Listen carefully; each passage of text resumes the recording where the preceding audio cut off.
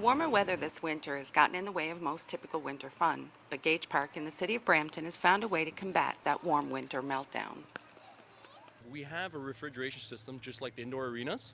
Underneath all the ice there's concrete with tubing that runs ammonia through it, which keeps the ice cold, and it regulates it to a certain temperature. We've kept this open at plus 14 before if it was overcast. It's more the sun that plays a part whether we stay open or not as opposed to the temperature. Gage Park Brampton, located at the corner of Wellington and Main Street, is known as the first municipal park in Brampton. The land was donated to the city by publishing magnate Sir William Gage in 1903. Since that time, the Gage family has had the pleasure of overlooking the park and its many activities. Did you know that this rink is temperature controlled? No, I didn't. I thought it was, it is real ice, right? Yeah, I don't know. I didn't know it was temperature controlled. Thanks to the Gage family and the ingenuity of the city of Brampton, residents in Peel region will be able to enjoy this rink for many years to come. And it won't matter how warm the temperatures could climb. I'm Sherri Jones, Sheridan College.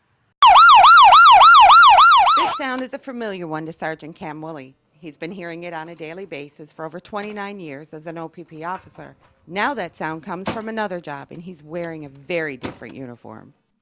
In today's economy, people usually have a second job. So I started working a part-time job helping build fake movie cop cars. And I made really good ones.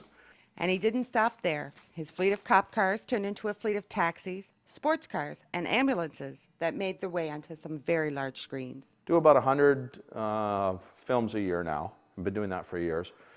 And that would include 16 blocks with Bruce Willis, Exit Wounds, with Steven Seagal. I've worked with people like Sharon Stone or Robert De Niro. This vehicle may be very different from the police cruisers he drives during the run of his day, but this 1985 Rolls-Royce, it's one of the gems in his fleet. When he wanted to get involved in the movie car business and he came to you with this idea, what was your initial reaction? The initial reaction was, are you kidding? How great is this going to be? Absolutely. Absolutely. It was absolutely wow. The excitement grew, the fleet grew, and so did the business. Remember to keep your eyes open. You never know where you might see him next. Somebody says, action. This is Sherri Jones for Sheridan News. And cut. Every time I try using this TD card on any other bank machines besides Toronto Dominion, it's an extra $1.50 added to my monthly expenses. In 2005, Canadians used ATMs to make over 400 million ATM transactions.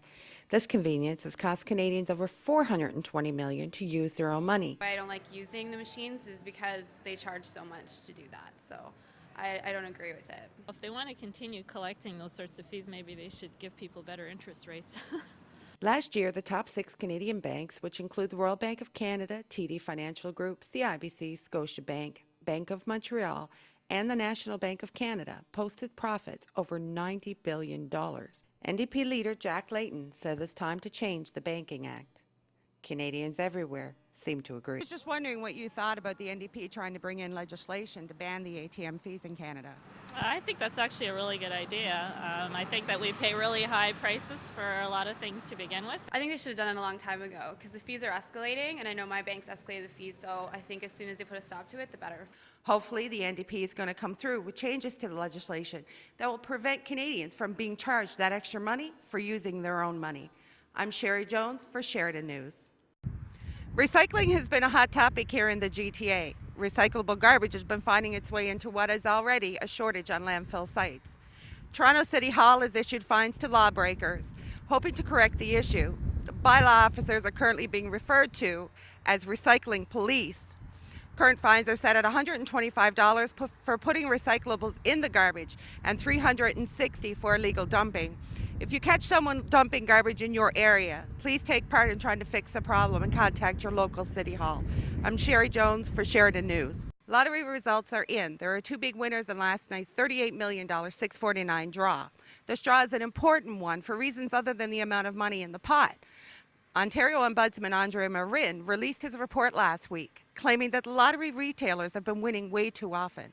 The Consumer Association of Canada has called for a judicial inquiry following the Ombudsman's report, claiming that the OLGC suffered due to lax administrative procedures.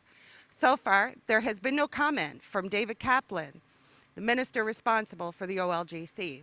We'll be waiting to see how this issue unfolds and hoping that last night's winner is not a retailer. I'm Sherri Jones for Sheridan News.